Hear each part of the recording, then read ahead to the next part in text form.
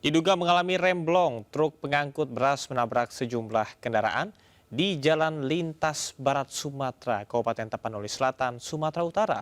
Akibat kecelakaan, 7 orang mengalami luka-luka dan sejumlah kendaraan rusak.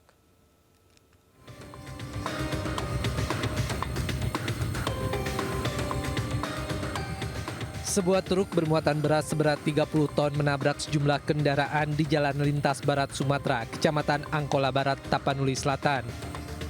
Beberapa orang korban tergeletak di jalan, 1 orang terhimpit di kabin truk. Kecelakaan bermula saat truk bermuatan beras melintas dari arah kota Padang Sidimpuan menuju Sibolga, Tapanuli Tengah untuk mengantar beras seberat 30 ton.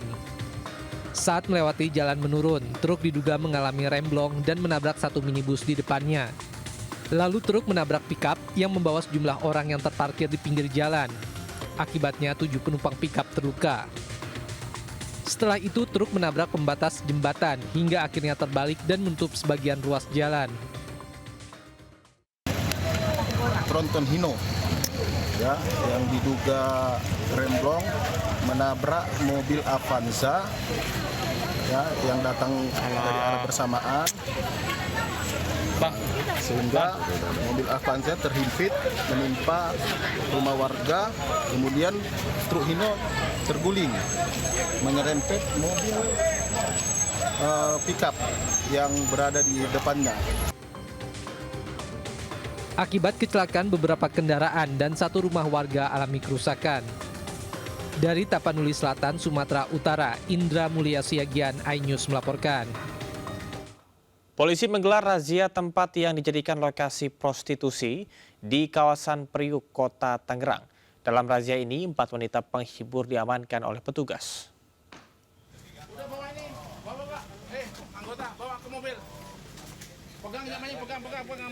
Wanita yang diduga terlibat praktek asusila di Priuk, Kota Tangerang diamankan polisi. Gelaran razia menindaklanjuti banyaknya aduan masyarakat terkait dengan maraknya praktek prostitusi berkedok kafe remang-remang. Sementara itu, 4 orang wanita yang terjaring razia langsung dibawa ke Mapolsek Jatiuwung untuk pemeriksaan.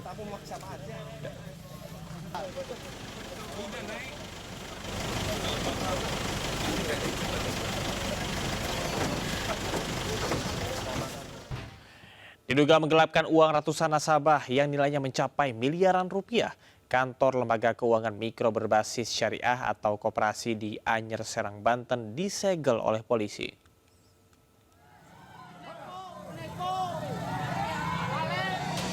Ratusan warga yang merupakan nasabah turut mengawal penyegelan kantor lembaga keuangan mikro berbasis yang dilakukan petugas kepolisian dari Ditreskrimum Polda Banten.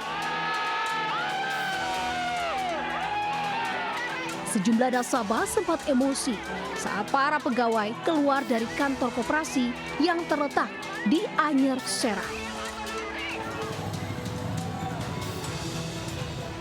Penyegelan ini merupakan tindak lanjut dari laporan atas dugaan penggelapan uang milik ratusan nasabah senilai lebih dari 9,1 miliar rupiah yang disimpan dalam bentuk deposito dan tidak bisa dicairkan saat akan diambil oleh nasabah. Sebelumnya, nasabah diiming-imingi mendapat keuntungan 1% per bulan dari uang yang didepositokan. Namun, kenyataannya nasabah tidak bisa mencairkan uangnya. Jadi masyarakat di bulan keberapa tiba-tiba mandek untuk mengambil uang itu susah. Bahkan nabungnya itu ada yang sampai ratusan juta, Pak. Ada yang 500 juta, bahkan ada yang 1 miliar lebih. Para nasabah yang menjadi korban berharap keadilan harus ditegakkan dan mendapatkan kembali hak-haknya. Dari Serang, Banten, Mahesa Apriandi melaporkan. Pemirsa, berhati-hatilah saat membeli oli kendaraan di sembarang tempat. Polisi berhasil membongkar sindikat pemalsuan oli di Kembangan, Jakarta Barat. Kawanan sindikat telah beroperasi sejak 5 tahun lalu dengan keuntungan mencapai miliaran rupiah.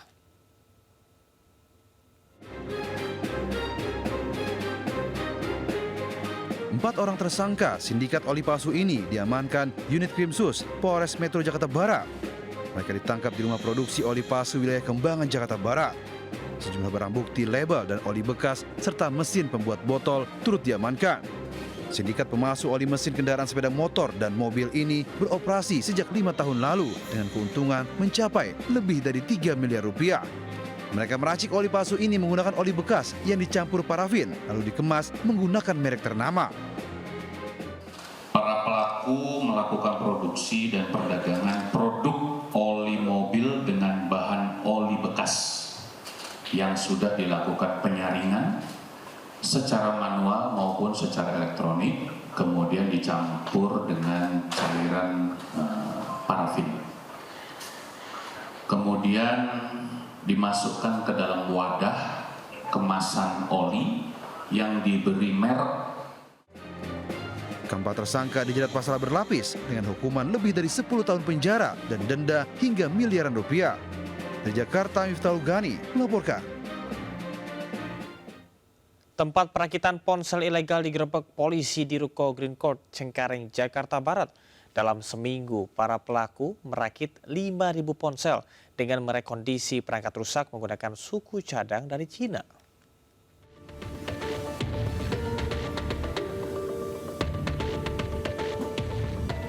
Petugas mengungkap sindikat penjualan dan pemalsuan ponsel di ruko 3 lantai di perumahan Green Court Cengkareng.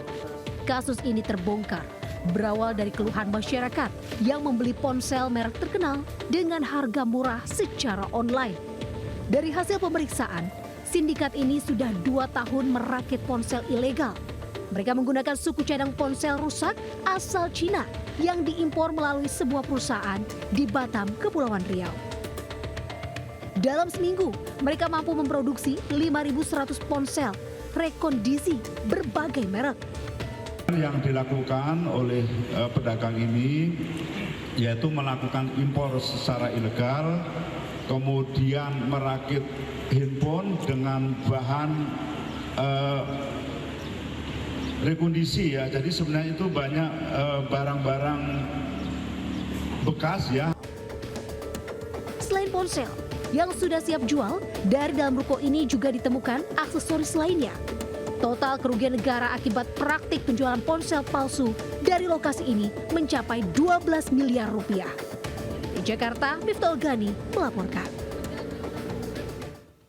Diduga mabuk, pengemudi mobil Jeep nyaris dihakimi pengguna jalan usai memukul sopir truk kontainer di ruas Jalan Daan Mogot Cengkareng, Jakarta Barat Sabtu dini hari. Diduga insiden tersebut dipicu oleh saling berebut jalan dan nyaris bersenggolan antar keduanya.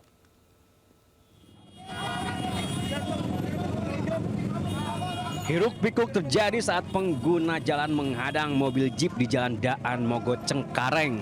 Pengemudi mobil ini berusaha kabur usai memukul sopir truk kontainer.